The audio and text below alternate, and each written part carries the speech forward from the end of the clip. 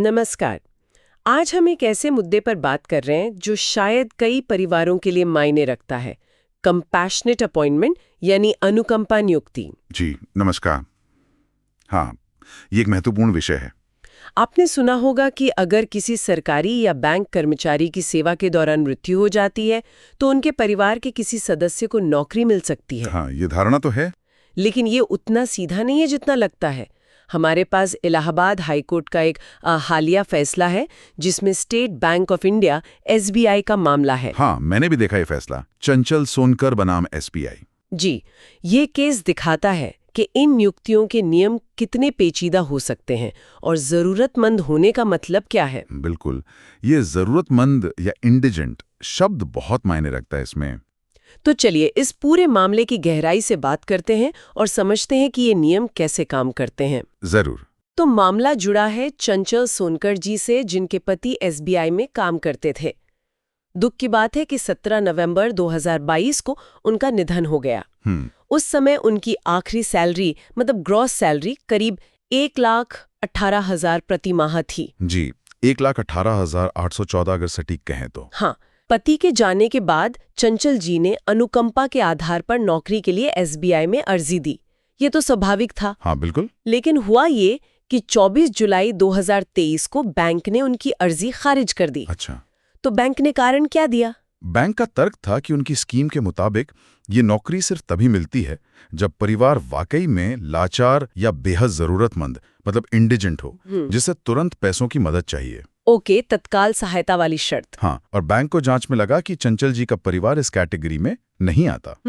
दिलचस्प बात यह है कि बैंक के शुरुआती आदेश में लिखा था कि नौकरी तब मिलेगी जब परिवार की महीने की आमदनी मृतक की आखिरी सैलरी के 75% से कम हो। 60% वाला पॉइंट दिखाता है कि कभी-कभी कंफ्यूजन हो सकता है या शायद आदेश लिखने में गलती हुई हो। शायद।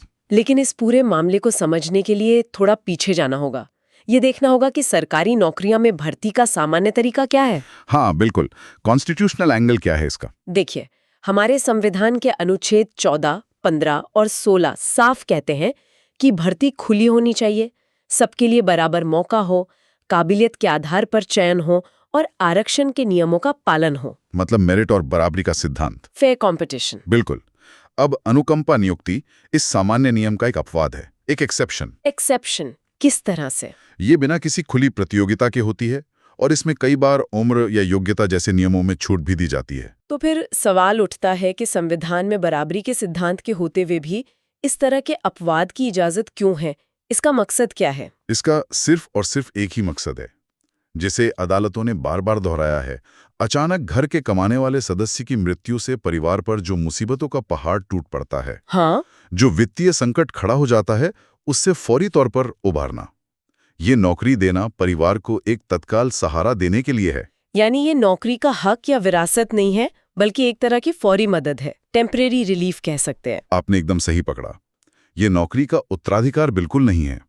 सुप्रीम कोर्ट ने 1994 के एक बहुत महत्वपूर्ण केस उमेश कुमार नागपाल बनाम हरियाणा राज्य में ये बात साफ कर दी थी। उमेश नागपाल केस, हाँ, ये काफी सुना है। जी, कोर्ट ने कहा था कि इसका मकसद सिर्फ परिवार को अचानक आए संकट से निकालना है, न कि मृतक के बराबर का पद देना। अच्छा। और ये भी कहा कि परिवार की माली हालत का जायजा लेना जरूरी है और आमतौर पर ये नौकरियां निचले दर्जे यानी क्लास 3 या 4 की ही होनी चाहिए। अच्छा, मतलब ऊंचे पद पर सीधी भर्ती नहीं।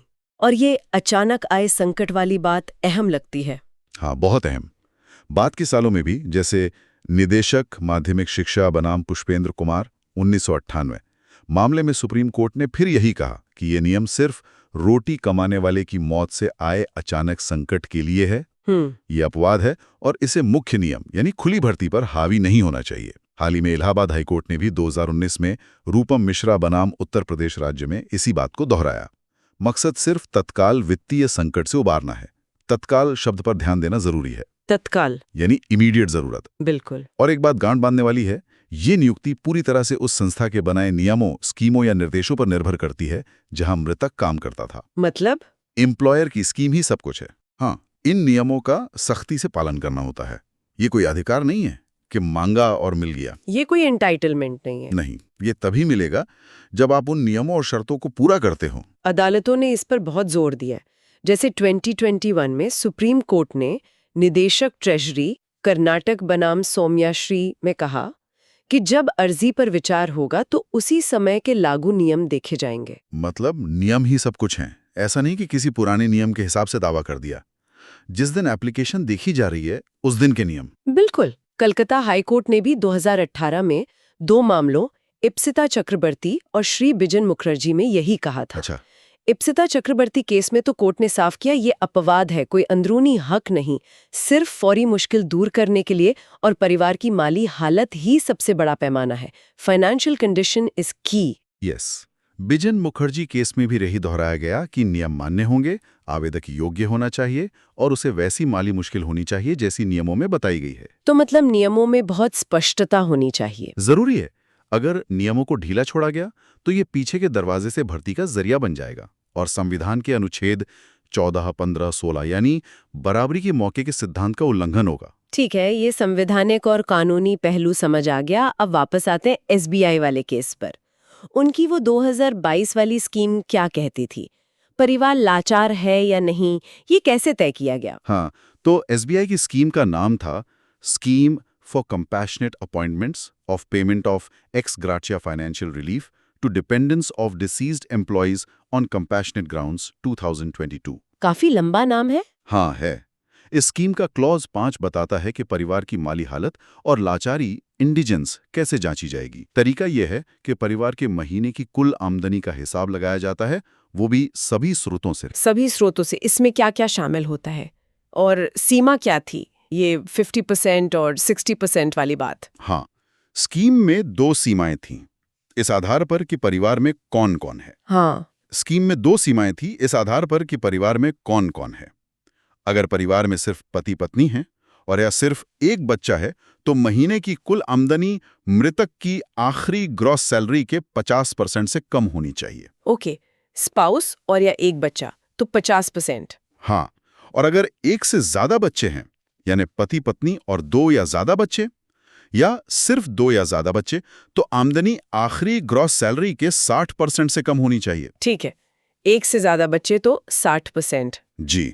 स्कीम कहती है कि अगर आमदनी इस सीमा से कम है तभी अनुकंपा नियुक्ति या फिर एक मुश्त वित्तीय मदद एक्स ग्राशिया पर विचार किया जाएगा, वो भी बाकी शर्तें पूरी होने पर। ओके, तो इस केस में बैंक ने परिवार की महीने की आमदनी निकाली कैसे?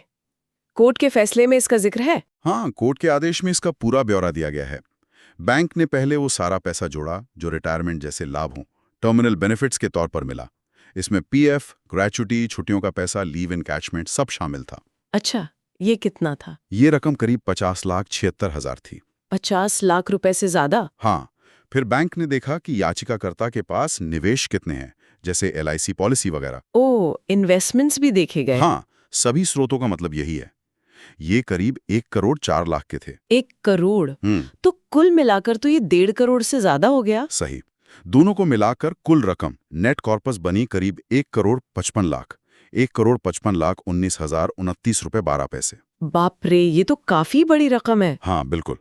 अब यहाँ आता है स्कीम का वो हिस्सा जो आमदनी की गणना से जुड़ा है और काफी दिलचस्प है। हाँ, ये सभी स्रोतों से आय वाली बात, इसे कैसे कैलकुलेट किया बैंक ने इस 1.5 करोड़ से? बैंक ने सीधे सीधे इस 1.5 करोड़ रुपए को आमदनी नहीं माना। स्कीम के तहत उन्होंने इस कुल रकम के 80% हिस्से पर एक कल्पित यानी मान ली गई ब्याज दर नोशनल इंटरेस्ट रेट से महीने की आमदनी निकाली। नोशनल इंटरेस्ट ये क्या होता है? मतलब बैंक ने ये मान लिया कि अगर इस रकम के 80% हिस्से को कहीं निवेश किया जाता तो उस पर कितना ब्याज मिलता। उस समय की अधिकतम फिक्स डिपॉजिट दर 6.10% थी, तो उस हिसाब से ये कल्पित मासिक ब्याज बना 63,110 रुपए 71 पैसे। ये तो बड़ा अनोखा तरीका है आय निकालने का। मतलब असल ब्याज चाहे जो भी हो या पैसा कहीं और लगा हो, बैंक एक तय दर से मान लेगा। क्या ये हमेशा सही तस्वीर दिखाता है? देखिए, ये सवाल जायज है, लेकिन स्कीम का नियम यही था और शायद इसका लॉजिक ये है कि एक स्टैंडर्ड तरीका अपनाया जाए सबके लिए। बैंक ने सिर्फ नियमों का पालन किया। अच्छा, तो ये 63,110 रुपए हो गया कल्पित ब्याज। इसके अलावा? इस कल्पित ब्याज आय में उन्होंने फिर परिवार को मिलने वाली मासिक पारिवारिक पेंशन, फैमिली पेंशन को जोड़ा। जो थी 36,445 रुपए। अच्छा, तो तयकृत ब्याज और पेंशन मिलाकर कुल महीने की आमदनी मानी गई, कितनी हुई ये? हाँ, 63,110 रुपए 71 पैसे प्लस 36,445 रुपए बराबर 99,555 रुपए 71 पैसे प्रति माह। लगभग 1 लाख रुपए महीना। जी। ये आंकड़ा अहम है। ये दिखाता है कि स्कीम के तहत सभी स्रोतों से आय में सिर्फ नियमित आय जैसे पेंशन ही नहीं, बल्कि जो एक मुश्त पैसा मिला है उससे होने वाली संभावित आय को भी शामिल किया गया है। हाँ। ये महत्वपूर्ण है। मतलब सोच ये है कि परिवार के पास जो संपत्ति है वो भी उनकी माली हालत का हिस्सा है और उससे होने वाली आमदनी को नजरअंदाज नहीं किया जा सकता। बिल्कुल। ठीक है, अब तस्वीर साफ हो रही है। तो परिवार की महीने की आमदनी निकली 99,555 रुपए 71 पैसे और मृतक की आखिरी ग्रॉस सैलरी थी 1,18,800 रुपए 14 पैसे। अब तुलना करते हैं। हाँ। इस परिवार पर कौन सी सीमा लागू होगी, 50% या 60%? कोर्ट के रिकॉर्ड के मुताबिक याचिकाकर्ता के वकील ने इस बात पर बहस नहीं की कि परिवार में कितने सदस्य थे, तो संभवतः 60% वाली सीमा लागू मानी गई। अच्छा, मान लेते हैं 60%, तो 1,18,800 रुपए 14 पैसे का 60% कितना हुआ? वो होता है करीब 71,280 रुपए और 8 पैसे। 71,280 रुपए।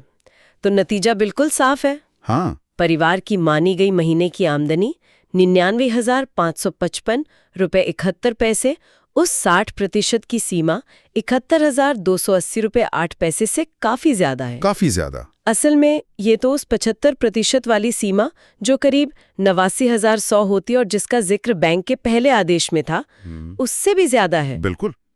और इसी गणित के आधार पर हाई कोर्ट ने अपना फैसला सुनाया। तो कोर्ट ने क्या कहा आखिर में? कोर्ट ने कहा कि एसबीआई ने अपनी 2022 की स्कीम को सही तरीके से लागू किया है।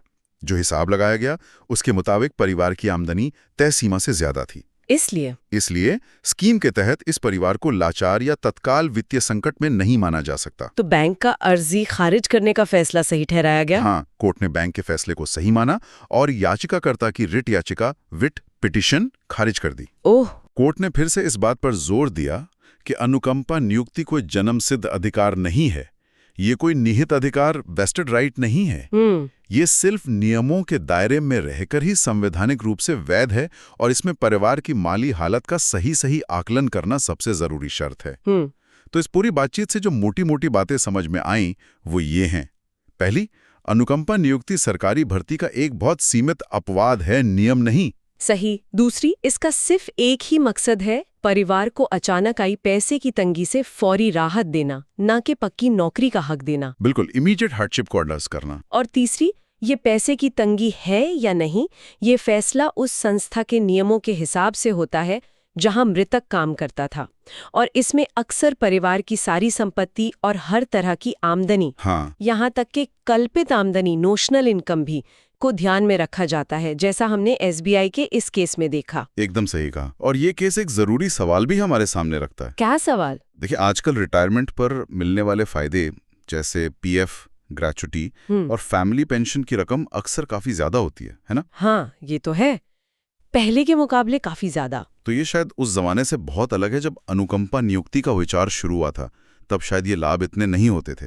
तो क्या आज के जमाने में तत्काल वित्तीय संकट की परिभाषा पर फिर से सोचने की जरूरत है? मतलब क्या आज की तारीख में ज्यादा संपत्ति होने के बावजूद किसी को लाचार माना जा सकता है, सिर्फ इसलिए कि नियमित आमदनी कुछ कम है? या ये कल्पित आय वाला तरीका ठीक है? यही सवाल है।